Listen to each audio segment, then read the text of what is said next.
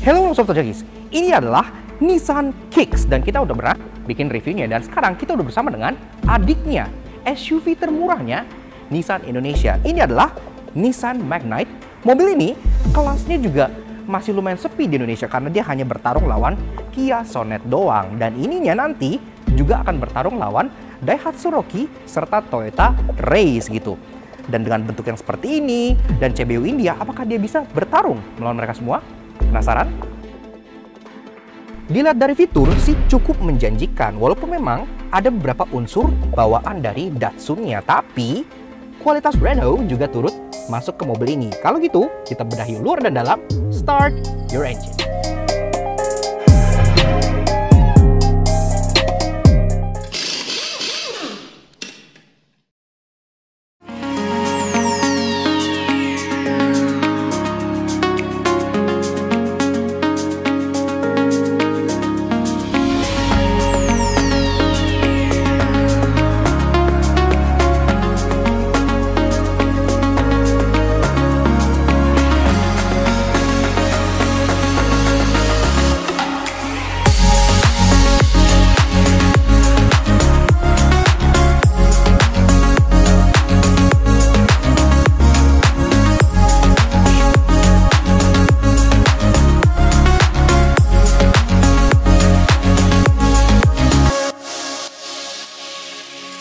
Eksteriornya tampil lumayan dinamis ala baby kicks dengan atap two-tone dan lampu depan full LED, walaupun grill depan dan mukanya masih kental dengan desain Datsun. Nah, Auto Junkies, Nissan Magnite, iya, mobil itu udah lumayan banget ditunggu oleh orang-orang Indonesia karena kan selama ini semenjak Juke itu menghilang terus kemudian digantikan oleh Kicks yang harganya udah lumayan mehong, orang Indonesia belum mendapatkan SUV dengan harga cukup terjangkau dari Nissan gitu ya. Si Magnite datang, CBU dari India, dan ini hasil kolaborasi dengan Renault. Ini sendiri dia modelnya tuh black top ya, jadi dia variannya tuh two-tone seperti ini. Walaupun memang antena masih model long pole kayak mobil tahun 90-an, itu mungkin harus diganti shark fin untuk kedepannya. Third brake stop lamp udah integrated, sini pun kaca udah dari rear fogger, dan di bawahnya lagi Magnite yang ada di tengah sini, dan itu benar-benar prominent banget. Turbo, iya, karena mungkin orang akan shock gitu ya kalau ternyata mobil seperti ini itu mesinnya 1000 cc turbocharged. Jadi sekarang ini merupakan salah satu mobil turbo yang cukup terjangkau yang bisa kalian beli di Indonesia gitu. Bisa bangga punya mobil turbo gitu ya dengan harga di bawah 250 juta rupiah. Wow. Lagi-lagi ini kelasnya SUV, cladding hitam di sini dengan ada aksen scuff plate warna silver yang hanya untuk fashion doang karena ini tidak men-scuff apa-apa gitu. Di sini untuk unsur safety ada 4 buah parking sensor yang flash nyatu. Lagi-lagi ini kelihatan banget parknya Renault gitu ya, karena Renault selalu seperti ini. Dan juga ada kamera mundur di bagian belakang sini. Dan kameranya nggak hanya di belakang, karena ini juga udah ada kamera 360. Dari bentuk, memang taillights ini bentuknya tuh kayak 3-dimensional gitu ya, kayak ini ngeblok gini. Walaupun memang di belakang sini belum LED sama sekali, jadi masih full bohlam aja, nggak kayak lampu depannya. Lampu senja, dia bentuknya kayak begini, masih bohlam. Lampu sen di bagian sini juga masih bohlam, dan lampu mundur di bagian sini juga masih bohlam. Masuk ke bagian side profile, di sini baru kelihatan unsur tanda kutip mobil negara berkembangnya. Pertama-tama dari stance-nya dulu ya. Mobilnya tuh kayak agak jangkung, agak nungging, dan di sini tuh kayak jauh banget travel suspension-nya gitu. Mungkin lagi-lagi ini kan di-develop untuk pasar India, dan jalanan India kan jahanam tuh, mirip kayak di Indonesia kan. Makanya dibikin seperti ini. Dan juga ini fendernya bahkan nggak di cover. Kalau kalian lihat di bagian sini nih, ini langsung tembus ke bagian bawah sini ya, jadi kalian bisa dada-dada begini. Unsur claddingnya ini cukup besar dari segala segi desain gitu, dan di sini ada kayak built-in mud flap, jadi seperti ini ya, jadi nggak nyiprat. Ini ada sedikit breaker untuk mud di bagian sini. Roof rail yang plastik, jadi ini mungkin untuk style aja, tidak beneran untuk dipakai. Ada chrome di bagian window lines ini yang cukup rapi dan manis karena dia minimalis gitu ya. Dan juga di sini door handle, dia bentuknya grip type, dia full chrome, dan dia ada smart entry dengan kunci yang tipikal Nissan. Ntar kita kasih lihat pas lagi di dalam. Supaya cladding hitam itu nggak polos, dia ada kasih aksen silver seperti ini yang matching dengan bagian belakang dan bagian depannya. Spionnya juga ngikutin roofnya ya, jadi ini tuh warna hitam kalau untuk yang varian two-tone seperti ini.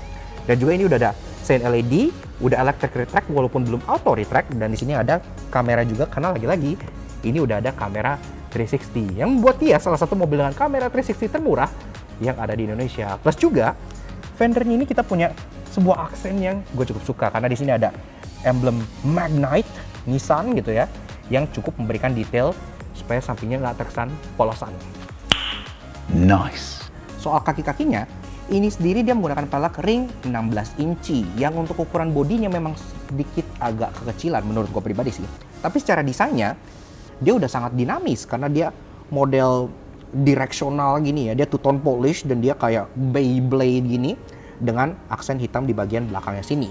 Dan velg ini juga dibalap dengan ban yang seolah memberitahukan asal-usul dari mobil ini, yaitu Cheat atau Seat atau Cheat atau Seat atau bagaimanapun orang India nyebut brand ini gitu. Dengan tipe Sakura Drive ukurannya 195/60 R16. Jadi memang ban ini tebel, dia profilnya 60 dan ya walaupun pengereman depan cakram belakang masih tromol seperti Developing Country vibes, at least mobil ini udah ada VSC-nya. Jadi ya udah cukup kekinian dan cukup oke lah. Nah, kalau kalian lihat depan dari mobil ini, apa yang langsung masuk ke benak kalian gitu ya?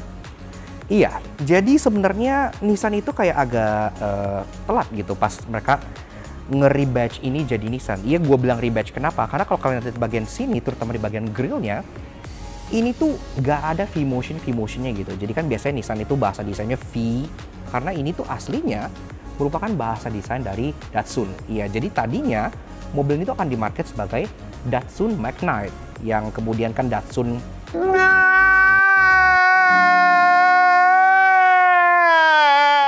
walaupun di sini memang ya cukup keren sih, grillnya besar. Dari sini ada aksen honeycomb yang terkesan sangat sporty. Lanjut cladding hitam dari bagian fender ke bagian depan sini. Dan di depan sini pun ada aksen scuff plate lagi-lagi berwarna silver yang ala-ala doang. Tapi untuk desain udah cukup oke. Dan yang kita suka, di depan sini adalah bagian perlampuannya. Karena lampu depan sini nggak kayak yang belakang yang masih bohlam semua. Ini dia full LED. Iya, jadi bagian sini dari atas sampai tengah sampai bawah itu udah full LED. Pertama-tama kalau kalian nyalain mesin, dia sudah punya daytime running lights yang bentuk LED. Dan dia bener-bener tegas banget ya. Jadi daytime running light itu di sini bentuknya LED bar dan dia bentuknya kayak L shape kayak gini, bener-bener keren sih menurut gua. Kalau kalian nyalain lampu senja, ini akan meredup dengan otomatis. Lampu utamanya proyektor di bagian sini, seinnya dia strip LED yang cukup terang di bagian atas sini. Lampu itu makanya jadi sipit banget karena kan udah full LED proyektor, jadi saya itu oke banget. Dan kalau kalian mikir, oh ya ini nggak ada fog lamp dong, kan udah begini-gini. Ternyata fog lamp masih ada di mobil ini dan juga sudah LED. Di bagian bawah sini, ini kecil banget fog lampnya, bentuknya tuh kotak ini rectangle. Dan ini sudah pakai LED proyektor juga untuk fog lampnya. Jadi lampu depan sini, oke lah, kita patut puji. Jadi ini bagus gitu. Namun secara overall, memang desain dari si Nissan Magnite atau Datsun Magnite, ya pokoknya Magnite ini, itu cukup dinamis. Walaupun di beberapa pihak, di beberapa sisinya tuh ada kelihatan unsur developing country vibes-nya gitu. Tapi untuk Indonesia yang memang developing countries, kayaknya cukup cocok untuk selera orang sini. Dan karena harganya masuk sebagai SUV Nissan termurah, pastinya cukup menggiurkan bagi kalian yang mencari SUV yang cukup terjangkau. Interior walaupun secara kualitas material itu plastik keras semua, namun dipenuhi dengan parts yang berasal dari Renault. Dan juga speedometer full digitalnya itu tampil lumayan keren. Nah, pas mau masuk, memang pintunya ini terasa lumayan berat ya, khas dengan mobil-mobil yang CBU India. Walaupun pas ditutup, itu ada kayak getaran yang gimana gitu. Ya, tapi bina guys, interior dari si Nissan Magnite tahun 2020. Dan sebelum kita bedah dari sisi desain dan fiturnya, seperti biasa kita pengen dulu kenalan dengan kuncinya ya. Jadi kuncinya itu seperti ini. Dia typical Nissan key yang udah keyless gitu ya, bentuknya kayak Tamagotchi ini. Dan ini pun ada dua buah tombol.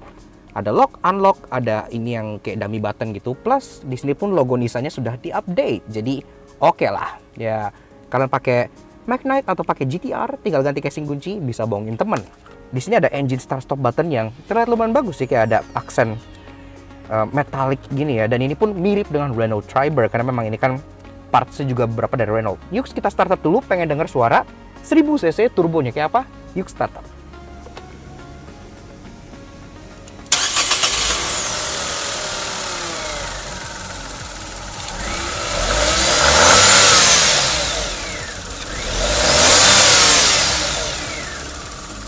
Nah, Auto Junkies, untuk perusahaan dapur pacu memang mesin dari si Magnet ini cukup unik ya, karena didevelop khusus di India via aliansi antara Nissan dengan Renault. Kodenya HRAO 1000cc inline 3 turbocharged, bertenaga 97 horsepower dengan torsi 160 Nm, yang dimake ke transmisi antara 5-speed manual atau Xtronic CVT berpenggerak roda depan.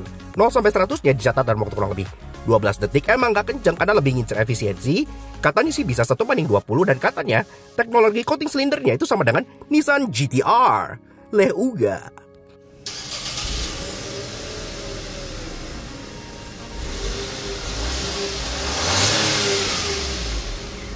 Oh good lah. Nah, pertama interiornya memang untuk semua kualitas di sini tuh masih hard plastic everywhere, dan ini pun plastiknya very scratchy gitu ya, tapi at least secara desain mereka ya cukup niat sih. Pertama-tama dari atas dia udah ada kayak air vent yang bentuknya heksagonal gini ya, kayak afterburner jetnya Star Wars gitu. Dan di sini kalau Kicks kan dia di sini tuh soft pad, kalau di sini enggak. Di sini dia tuh kayak pattern plastik dengan motif heksagonal lagi. Jadi memang heksagonal tuh tema di interior gitu ya.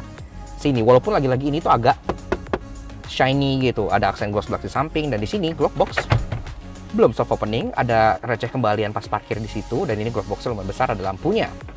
Nah, masuk bagian tengah, dia udah punya head unit bawaan yang built-in seperti ini gitu, dan ini pun udah lumayan oke sih. Jadi secara utama pas mati itu seperti ini, dia ada jam, ada tanggal gitu ya. Pas kita nyalain, ini menu utamanya gitu. Jadi udah ada fiturnya, ada radio, ada media, Bluetooth teleponi, ada driving eco. Ini mirip kayak yang seperti di Renault gitu ya, karena driving eco kayak gini-gini tuh ini Renault banget sih, kayak gini.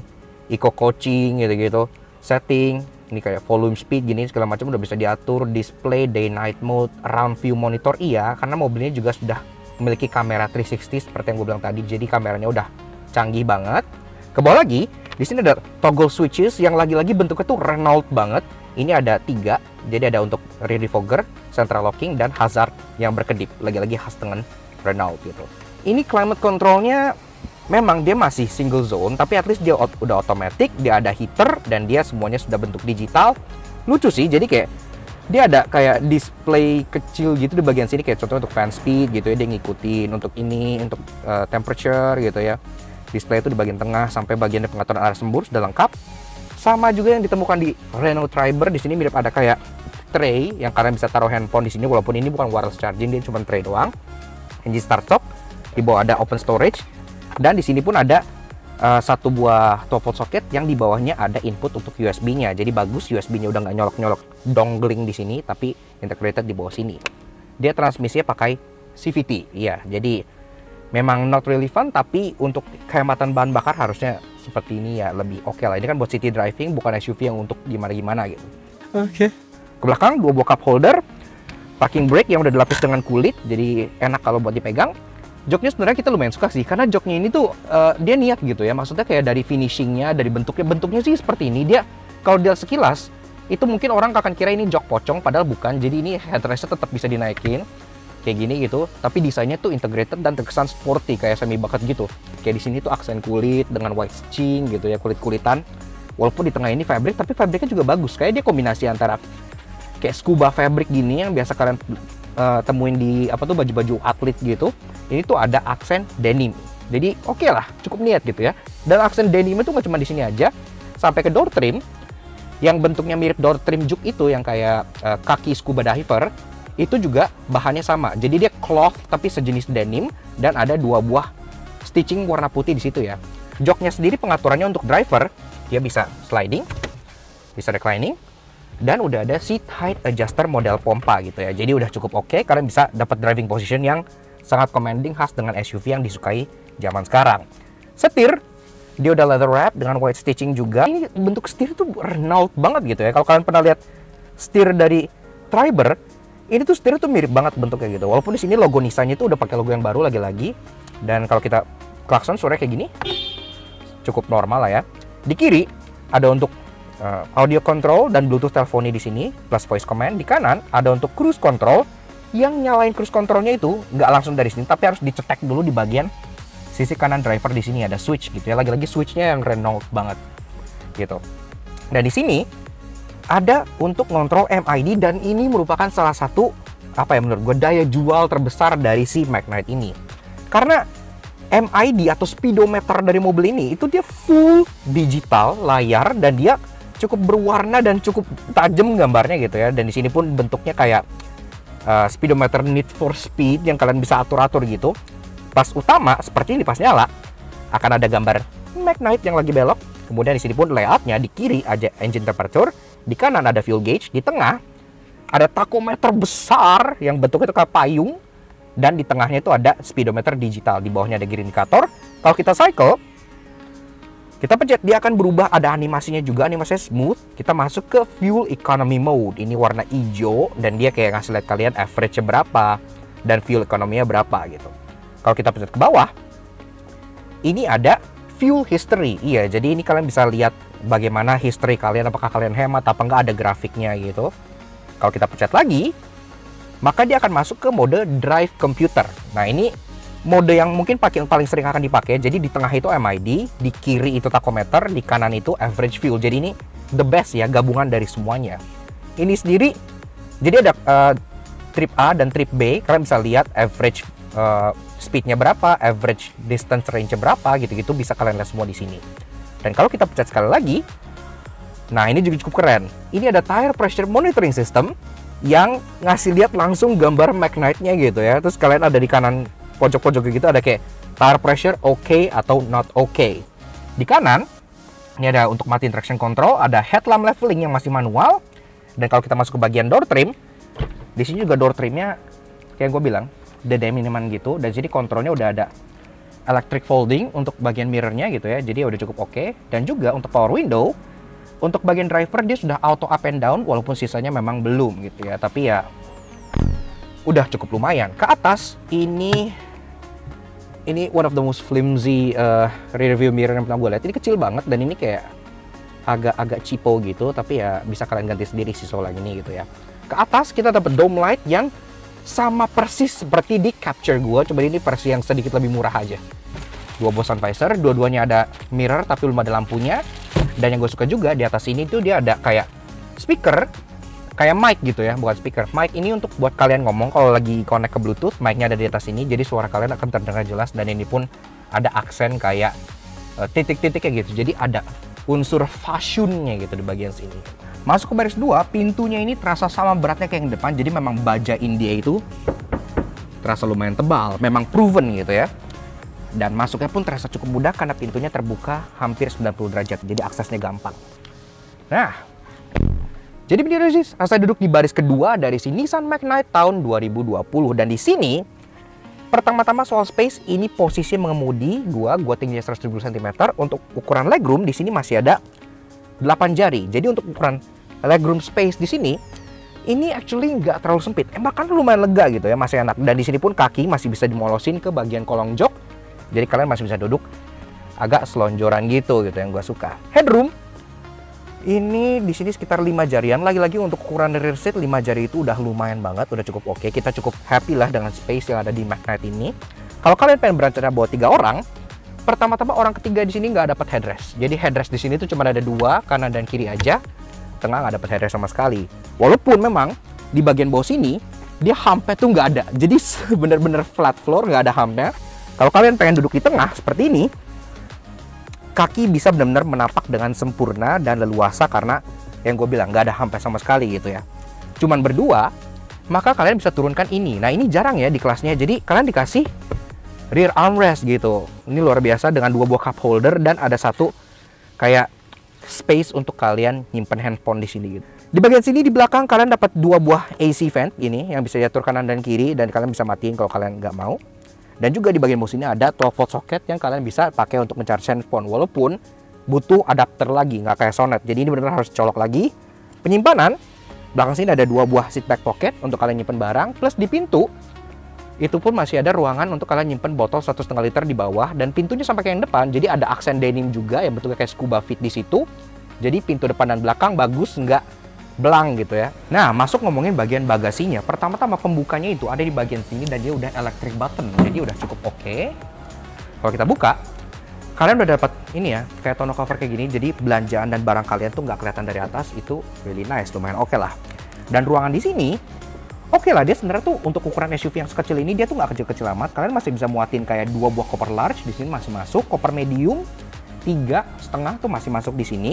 Dan di sini masih ada tontonnya lampu untuk nerangin pas malam dan ada hook 2 buah di kanan dan kiri buat kalian santungin belanja kalian.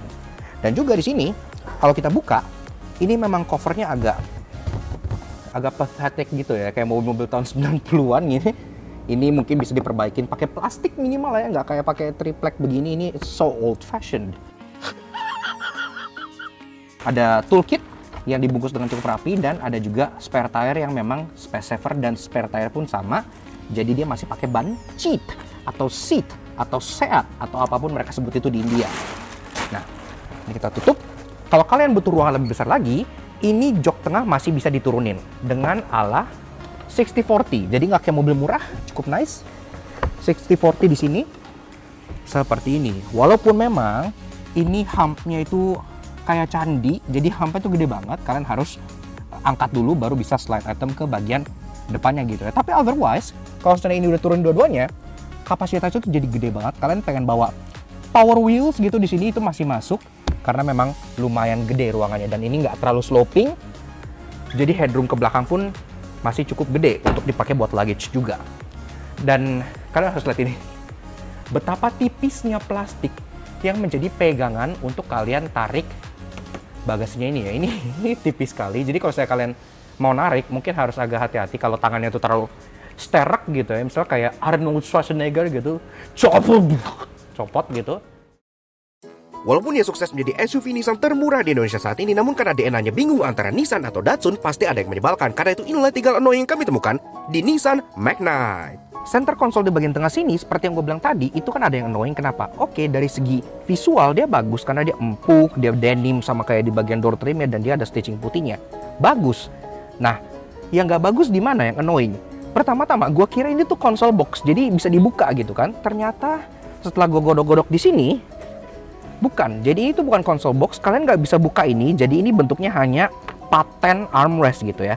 Dan ini pun sebagai armrest yang paten, ini posisi mengemudi gua. Ini posisinya itu terlalu mundur jauh gitu dari tangan gua. Harusnya kan di sini, tapi dia adanya di sini gitu. Jadi gua kalau mau duduk harus begini gitu. Tadi pas bahas interior, gua belum bahas apakah mobil ini punya tilt atau telescopic steering apa enggak. Karena ada hal annoying di sana. Kenapa? Oke, dia belum ada teleskopik, dia baru ada tilt. Tapi biasanya kan tilt steering itu kan pas kalian buka di sini, itu kan entah ada springnya atau dia nahan gitu ya, keras, harus kalian adjust lagi. Nah di mobil ini, terutama kalau orang yang belum pernah pasti akan kaget. Kenapa? Jadi kalau kalian nggak tahan setirnya, terus kalian buka di sini, dia akan langsung drop ke bawah, langsung nggak pakai babi bu, langsung. Biasanya ketika kalian kontak on sebuah mobil itu kan otomatis kalian bisa buka dan tutup kaca gitu kan, itu udah cukup lumrah gitu. Tapi di mobil ini itu nggak bisa. Nah jadi begini, ini kunci ya. Nah sekarang gua akan kontak on mobil ini. Nah ini sudah kontak on, kaca tidak ada yang bisa dibuka sama sekali. Injek rem sama, nggak ada yang bisa dibuka sama sekali gitu ya. Jadi cara untuk mengkontak on dan buka kaca mobil ini adalah pertama kalian harus nyalain dulu, terus kalian matiin lagi, baru deh ini kaca bisa terbuka gitu. Jadi why? Kenapa nggak bisa buka kaca pas lagi kontak on? Namun tenang, karena banyak sekali part dari Renault Kiger yang nempel di mobil ini pasti ada aura Eropa dan membawa hal menarik. Karena itu inilah 3 hal interesting yang kami temukan di Nissan Magnite. Magnite ini nggak mengulangi kesalahan yang dibuat oleh Sonet. Karena Sonet di Indonesia itu hanya ditawarkan dengan varian single tone. Padahal two tone-nya itu keren banget. Single tone agak kentang. Nah di sini si Magnite sendiri ditawarkan dengan varian single tone serta dual tone seperti ini. Jadi kalian bisa milih mau yang single color atau yang two tone dengan black roof seperti ini. Kalian cukup nambah 2 juta dari price list untuk yang varian two tone. Dan menurut gue itu option yang cukup oke untuk di kelas seperti ini. Mobil ini mirip seperti Datsun Cross AD gua, jadi dia tuh ada sport mode. Walaupun sport mode itu bukan sport mode, lebih karena kayak tombol overdrive gitu, tapi di sini labelnya sebagai sport mode. Kalau di Datsun AD gua, dia tuh overdrive atau sport mode itu kayak di bawah sini ya. Jadi di sini kan yang buat pencet gitu, itu di bagian bawah sini. Seperti kebanyakan tombol overdrive di transmisi otomatis. Tapi di mobil ini, kita suka peletakkan tombolnya. tombolnya itu ada di bagian belakang dan di bawah sini, dan dia menyatu dengan desainnya, bentuknya tuh trapezoid kayak gini. Ini adalah tombol nih di bagian belakang sini, cuman nggak kelihatan dan bentuknya flush. Dan ini kita suka, jadi dia tuh menggunakan desain dari ini untuk membuat tombol di bagian sini, dan itu juga detail yang bagus. Dan tentunya hal paling interesting sekaligus yang menjadi pembuka chapter baru bagi Nissan di Indonesia adalah logo Nissan yang ada di Magnite ini. Iya, karena ini merupakan mobil pertama di Indonesia yang menggunakan logo barunya Nissan. Kalian bisa lihat di sini ya. Jadi logonya tuh sekarang kayak ada border putihnya kayak gini gitu. Dan dia tulisan Nissannya agak sedikit lebih tipis. Makanya kalau kalian lihat di siluetnya tuh logonya beda. Dan Magnite ini menjadi mobil pertama di Indonesia yang menggunakan logo terbaru ini. Congratulations. Yaks. Oke. Nah, jadi kurang lebih begitu aja sedikit fun impression kita mengenai si Datsun Magnite, maksud kami Nissan Magnite tahun 2020. Dan menurut kita, mobil ini tuh merupakan proposisi yang cukup unik dari Nissan gitu ya. Selain dia merupakan SUV Nissan paling terjangkau yang bisa kalian beli di Indonesia saat ini, dia juga powertrainnya turbo dan memiliki beberapa fitur dan gimmick yang dia bawa dari Renault. Dan seperti yang kalian tahu, mobil Prancis kan gimmicknya banyak, makanya di mobil ini juga ada beberapa gimmick yang tidak terasa seperti mobil Jepang gitu. Jadi sensasi yang cukup unik. Walaupun memang di beberapa sektor itu masih kerasa black edges dan masih ada sedikit developing country vibes gitu ya, nggak bisa dihilangkan karena lagi-lagi ini kan mobil untuk pasar India aslinya gitu. Ya, tapi nantinya kita akan coba juga karena kita penasaran dengan mesin turbonya ini gitu kan. 1000 cc turbo kayak apa sih di Made CVT? Itu coming soon pas nanti kita dapat unit test untuk si Nissan Magnite ini. Dan katanya nanti juga Indonesia bakal kebagian versi kembaran dari mobil ini, yaitu Renault Kiger gitu ya. Karena kan kemarin juga Om Rudy udah presentasi mengenai Renault Kiger gitu, coming soon to Indonesia. Tapi untuk sekarang, si Magnite ini sendiri dijual dengan harga 208 juta untuk tipe yang paling bawah, yang artinya kayak yang gue bilang di SUV Nissan termurah, hingga 238 juta untuk varian yang premium two-tone seperti ini gitu.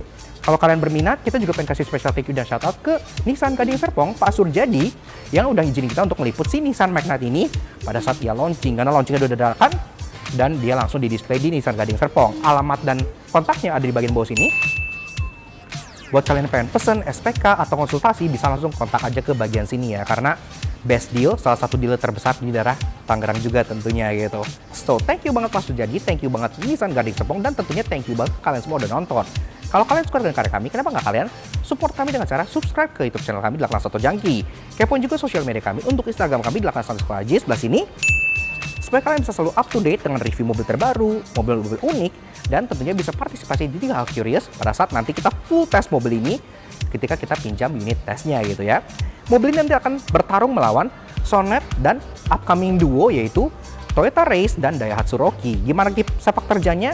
Kita nantikan aja. So, sekian dari untuk Nissan Magnite yang satu ini. We'll see you guys again in the next video. Ride safe and Godspeed.